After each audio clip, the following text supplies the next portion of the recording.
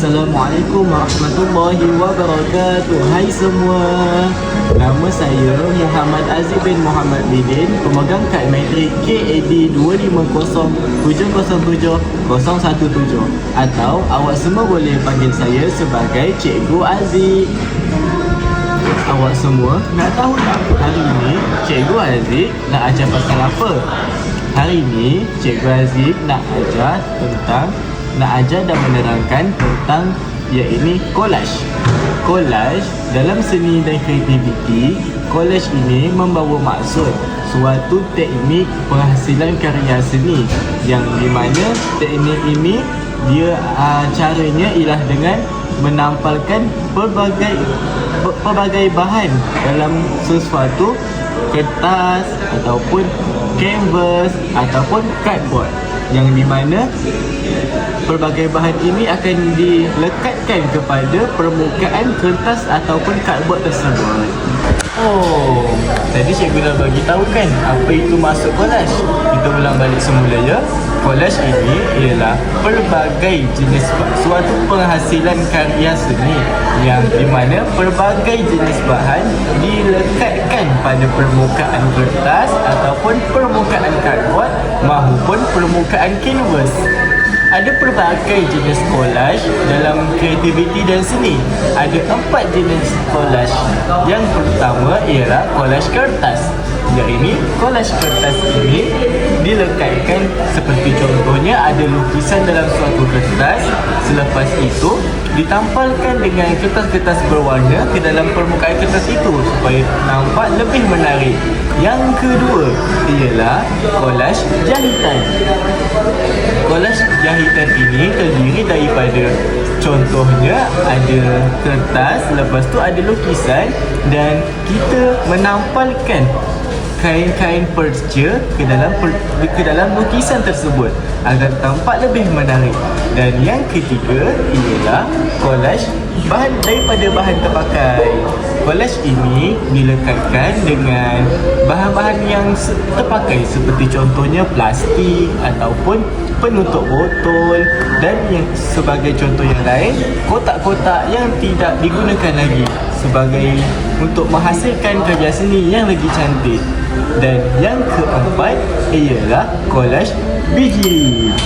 Collage bijirin ini dilekatkan dalam suatu lukisan itu ialah seperti contoh beras ataupun bijirin ataupun jagung dilekatkan dalam lukisan tersebut agar nampak lebih menarik dan dihiasi. Aiwa, baik, mari sama-sama kita buat aktiviti collage. Jom. Untuk kita melaksanakan aktiviti menghasilkan seni karya yang berasaskan collage ini, kita memerlukan beberapa bahan. Bahan yang pertama ialah sel dan pemadam. Dan bahan yang kedua yang kita perlukan ialah gam kertas. Kita memerlukan gam kertas ini untuk menampal kertas-kertas warna ke atas permukaan kertas yang berwarna putih yang terkandung lukisan. Dan seterusnya yang kita perlukan dan bahan yang paling penting ialah kertas yang berwarna putih dan kertas yang mempunyai pelbagai warna yang bersaiz A4. Tengok ni, kertas cikgu ada pakai pelbagai warna. Yang ini ada warna kuning, ada warna merah, warna hijau, biru dan juga ungu. Langkah yang pertama, kita perlu melukiskan apa yang kita mahu ataupun apa yang kita suka dekat atas permukaan kertas putih. Macam cikgu nak lukis bunga.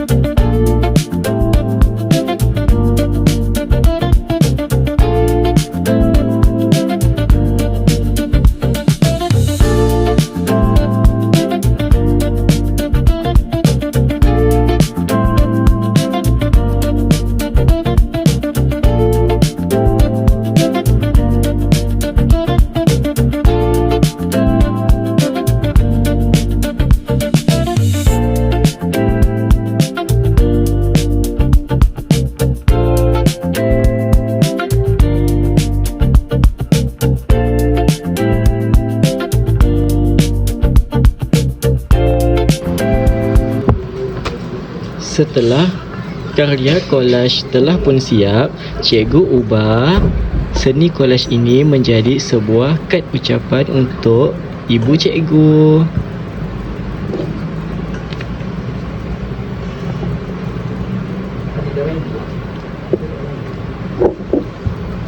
Ini dia hasil karya seni kolaj dan diubah menjadi kad ucapan.